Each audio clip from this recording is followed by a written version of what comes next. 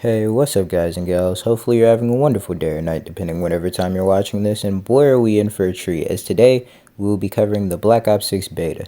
Now, just to clarify before getting into this, I am not a CDL pro by any means. I'm decent at the game, but I'm not extremely good, nor am I extremely bad. So I just wanted to get that out the way prior to giving my opinions.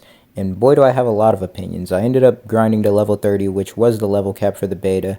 And overall, to make a long story short, the game's pretty good, but it does have issues. Firstly, I'd like to address the positives, as I do believe they did a lot right this year. For starters, the Omni movement feels great. I've heard a lot of people say it feels clunky at first, which personally I didn't have too much of a learning curve with it. It came pretty quick to me after the first couple games or so, and it does feel nice. Kind of reminds me of Apex in that since you're not restricted in the direction of your slide and stuff of that sort.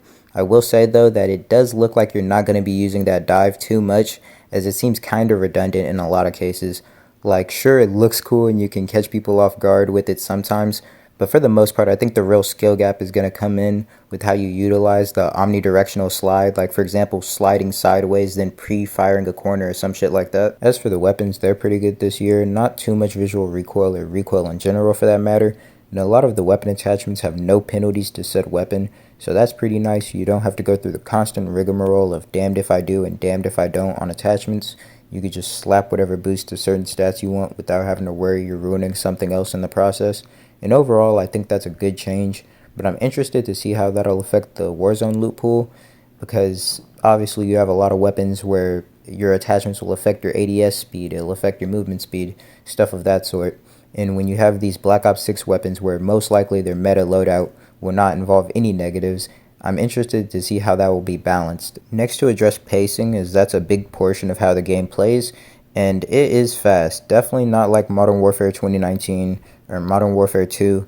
You're not going to see many people just sitting around holding angles or camping. And while it is the beta, so we don't know how all the maps are going to flow, the ones we did receive don't have any major issues with safe spots or stuff like that. Only minor gripe is the satellite portion on Scud. You will see a lot of Tonys up there just sending shots, so yeah, that is a bit bonkers, but other than that, no real hangups on how things are paced.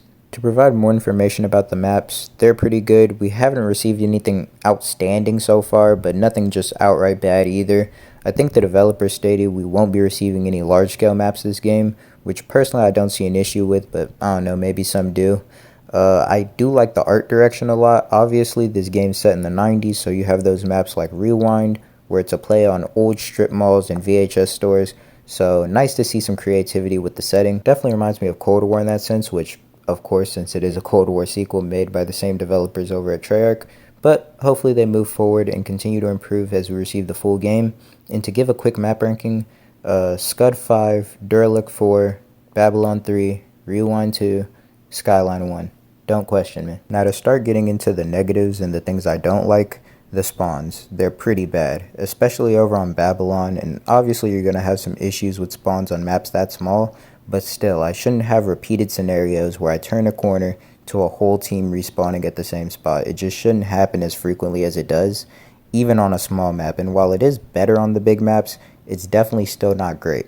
I do believe we'll probably see some slight tweaks to the way spawns work throughout the year, but I don't believe we'll see any major overhauls, as modern CODs have had pretty shitty spawns for a while now. The second major issue is skill-based matchmaking or engagement-optimized matchmaking, whatever the fuck you want to call it. It's too damn strong, even for COD standards.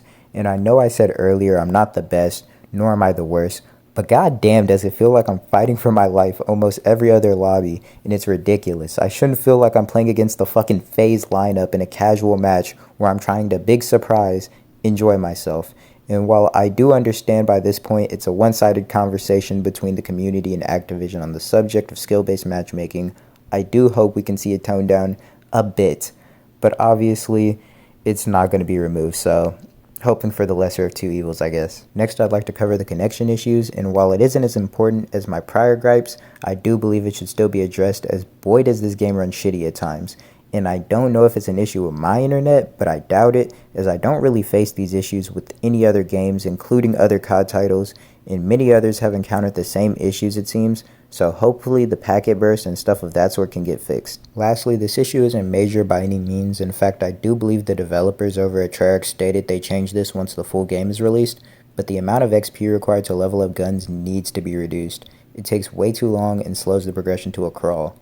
Other than that, I've pretty much summed up all I've really had to say concerning the game. In conclusion, I'm very excited for Black Ops 6, and while it does have its issues, I do believe this will be the best COD game we've received in the modern era, and as someone who loves Cold War, I'm happy to see the return. If you liked the video, that's nice. I upload when I feel like it, so subscribe if you don't want to miss out on whatever I have in store next. But until then, I'll see you on the next one. Bye.